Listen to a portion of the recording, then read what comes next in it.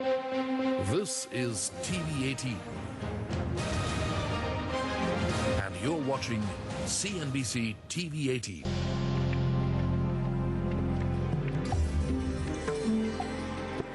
She was born centuries ago. Her life an ebb and flow as empires peaked and troughed. And then 100 years ago, she became the capital of India and started a chapter in her history that we're now living out. New Delhi's evolution from a commerce center to a political capital has had one prominent thread: power games. On this special feature, we talk to three industry leaders about what went into building their Delhi empires.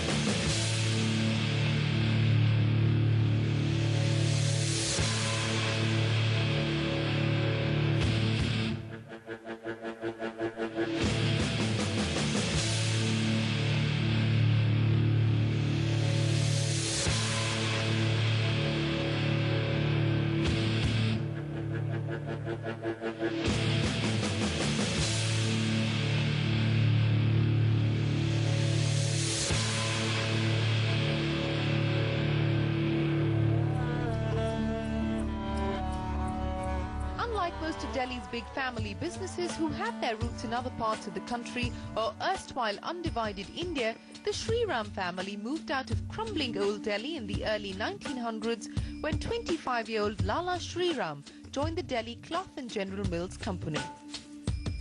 Rising through the ranks, Lala Shriram built North India's first textile giant and created an industrial empire with interests in chemicals, sugar, fertilizers and even electrical equipment.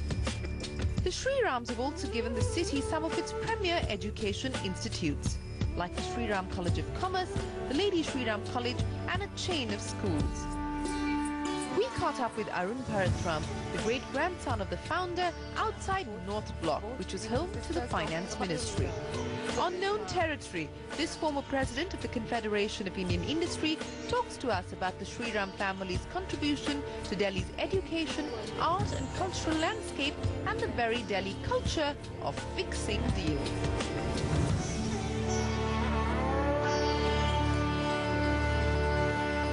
Yours is an unusual story because your family was actually one of the founding families of Delhi, at least when it comes to business, as opposed to the other business families who actually migrated from either across the border or came down from Calcutta and then moved their headquarters here. Yours was really a Delhi business family. That's true, Shireen. In fact, when I came here, I was reflecting when my great-grandfather got involved in setting up DCM. All these buildings here that we see weren't in existence.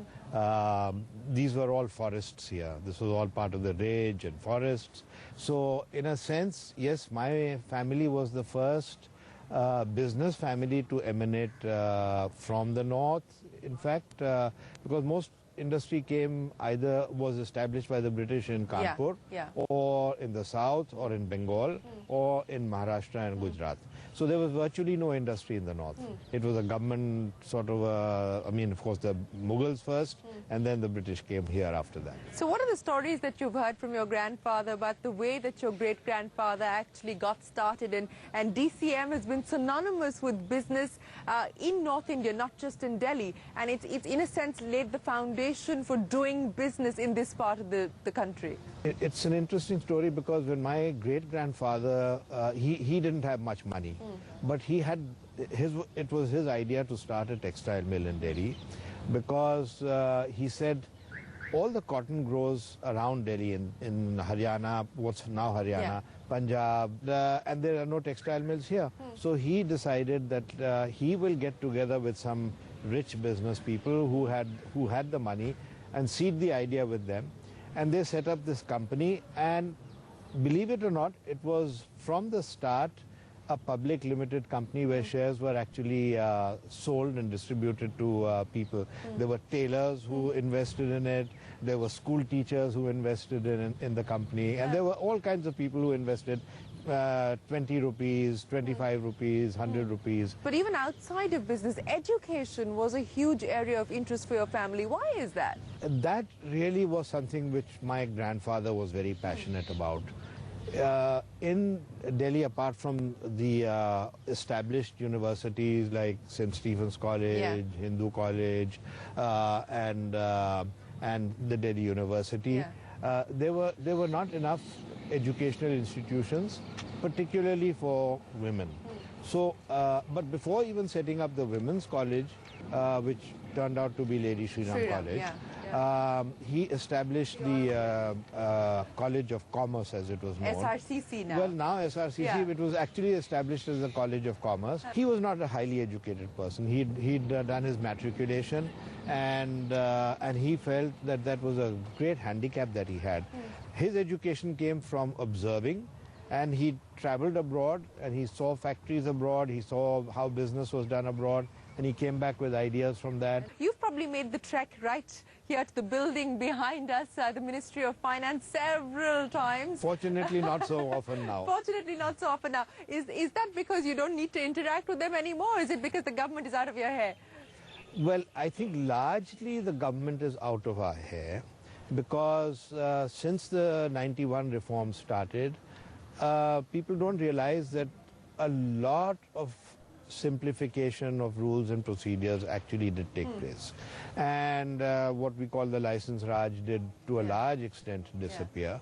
Why we still come here is because there is a feeling amongst many people in industry that not enough reforms continue to take place, and therefore this is the mecca of reforms in a sense.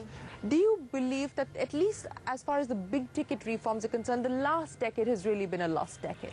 I think so. I think it has been a lost decade, and this is because, unfortunately, it is because of competitive politics. Because it is the same people who proposed the reforms who oppose the reforms now. The whole political class, in a sense, is not realizing that we are losing the ability to create jobs. We are losing the ability to be competitive with the rest of the world. You know, what makes Delhi special? Is it its proximity to Parliament? Is it because it's the political capital that makes Delhi special? You know, every city has a character of its own. Bombay has always been the financial sector capital. It has been the industrial sector capital. Even after, let's say, independence, Delhi was, in that sense, a very small industrial base in comparison to the rest of the country. Really, the seat of power was always here.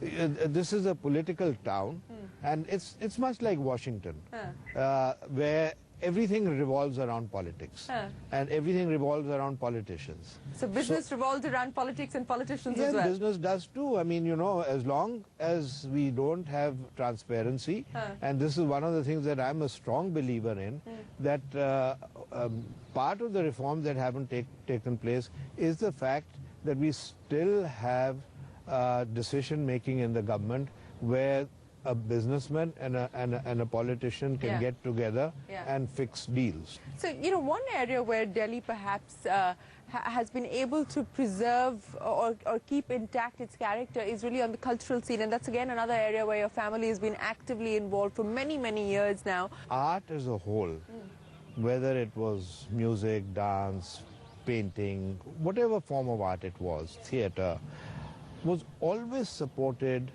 by if I may use the word, the upper crust. In the olden days, the Maharajas, the Mughal kings, the Nawabs, the Maharajas in different parts of the country. I think it's important that business people should provide that patronage and support to the artists, especially those who are up and coming. And I think it's our responsibility as having replaced the Maharajas and kings, as the better off people today. Yeah, yeah. That we should really support this. How's your relationship with Delhi changed, and do you find that there's a difference in the way that you deal with this city and you feel about this city, and your sons, for instance, feel about this city and do business in this city? Okay, let me say, when I was a small kid, Delhi was a small town, you know. I still remember at the time of partition, the population of Delhi was 2 lakhs. Although the Rashtrapati Bhavan, all these buildings were built, if you went down this road, you could hardly see a vehicle. We used to live, our house used to be maybe about 1.5 kilometers from India Gate. And in the evenings, we were told you can't go to India Gate because there are foxes and other animals. That only shows what the city has become in terms of its infrastructure, in terms of its size, in terms of its enormity today compared to what it was. Delhi is reflecting what Indian culture has become. While we don't have Bollywood here, we aspire to be Bollywood. But the aspirations of young people are to be able to do exactly what is happening in Bollywood. My granddaughters watch more Bollywood than they do of classical music. And today life, I would say, is definitely not as laid back as it used to be. Life is hectic and highly competitive. Everybody wants to do better than the next guy. So if I were to ask you, what is your most favorite memory or memories of Delhi?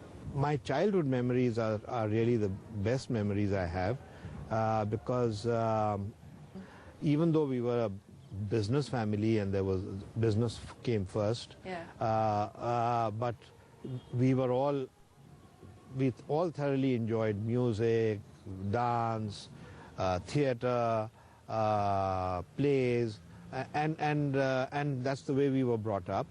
But I think today, in comparison to that, is just life is just too hectic. It was a simpler life. Much simpler life than it is today. Well, Arun Bharat, we wish you the very best of luck, and thank you so much for sharing your memories and your stories of Delhi with us here on CNBC TV. Thank you, Shireen. Appreciate you joining us. Thank you, Shireen. With that, a quick commercial break. We'll be right back. You know, the first time I came here and went to the mess and they served me rajma, I had never eaten rajma in my life in Calcutta before. So I said, what is this? I thought it's something, it's a meat or it's something like that. So, but then you discovered good food and different kind of food. But has North Block changed really? Has the mindset changed? You know, 20 years ago when you were coming here to ask for the government to open up. I thought it was more relaxed then. Oh, really? Why would you say that? No, I mean... That's the first time I've heard that. Well, you know, there was, you were able to talk. It was very close. Everything was said. I mean, we didn't have such an active press. Communication, the appreciation was there.